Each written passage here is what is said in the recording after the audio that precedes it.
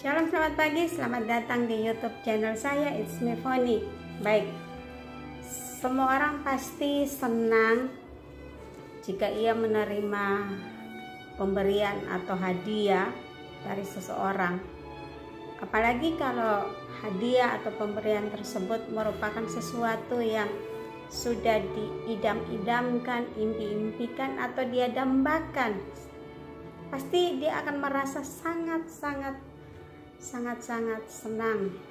Nah, pagi hari ini kita akan membahas tentang pemberian terbaik atau pemberian terindah. Dari siapa? Mau tahu jawabannya? Yuk, mari ditonton ya sampai selesai tayangan ini. Tapi jangan lupa tinggalkan jejak teman-teman dengan mensubscribe, like, komen, dan share YouTube channel ini agar kita bersama-sama bertumbuh semakin mengenal siapa Tuhan kita Yesus Kristus.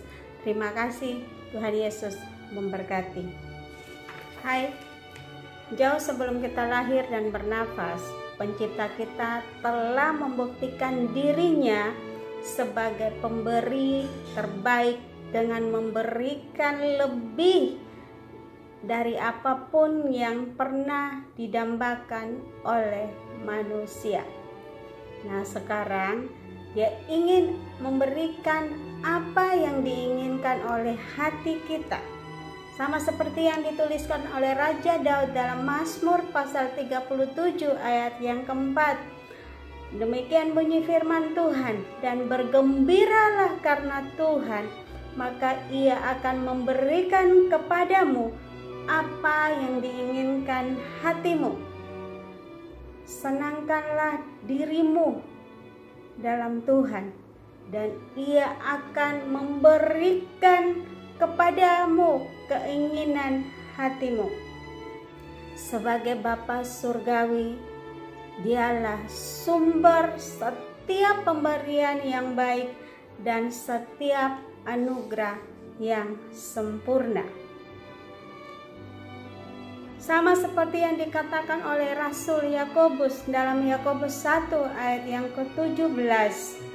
Demikian bunyi firman Tuhan, setiap pemberian yang baik dan setiap anugerah yang sempurna datangnya dari atas, diturunkan dari Bapa segala terang, padanya tidak ada perubahan atau bayangan karena pertukaran.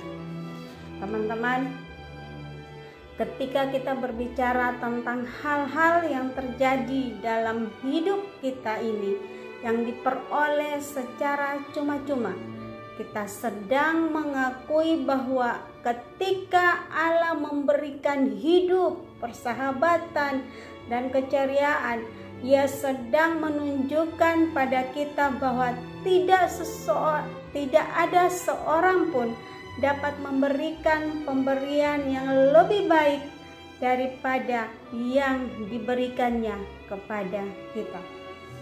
Meskipun pemberian terindahnya itu tak ternilai dan ditujukan untuk menjawab setiap kebutuhan dan kebahagiaan kita, tapi masih banyak yang berpikir bahwa pemberian itu tampak mustahil untuk menjadi kenyataan. Tapi Alkitab menyebutkan tentang sebuah atau suatu pemberian terindah yang penuh dengan misteri dan nilainya jauh melebihi apapun yang pernah kita terima. Kita pun beroleh damai sejahtera, penerimaan, pengampunan, dan pengangkatan sebagai anak dalam keluarga Allah, serta hidup yang kekal. Namun, apakah pemberian Allah yang memenuhi keinginan hati kita itu adalah upah karena kita telah melakukan kebaikan atau karena kita telah menjalani hidup ini dengan baik? Jawabannya tentu tidak. Sebab Alkitab mengatakan pemberian yang dimaksud adalah keselamatan jiwa kita yang disebut kasih karunia. Sebab upah dosa adalah maut, sebab upah dosa ialah maut, tetapi karunia Allah ialah hidup yang kekal dalam Kristus Yesus Tuhan kita. Roma 6 ayat 23.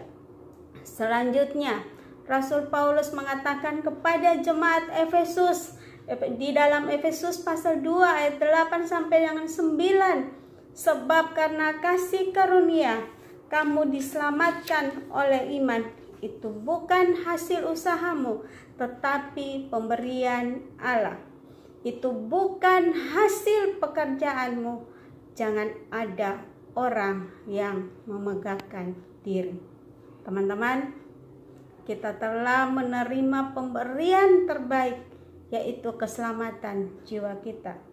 Untuk itu, kita tidak boleh atau tidak lagi hidup dalam dosa, tapi kita memiliki tanggung jawab untuk mengerjakan keselamatan kita itu dalam takut dan gentar kepada Tuhan, sebagai bentuk kita mengasihi dan mencintai Tuhan, sebagai bentuk kita bersyukur, berterima kasih atas pemberian terbaik, pemberian tak ternilai, itu pemberian yang sangat berharga yang kita terima dengan cuma-cuma dari Allah. Sekian, Tuhan Yesus memberkati.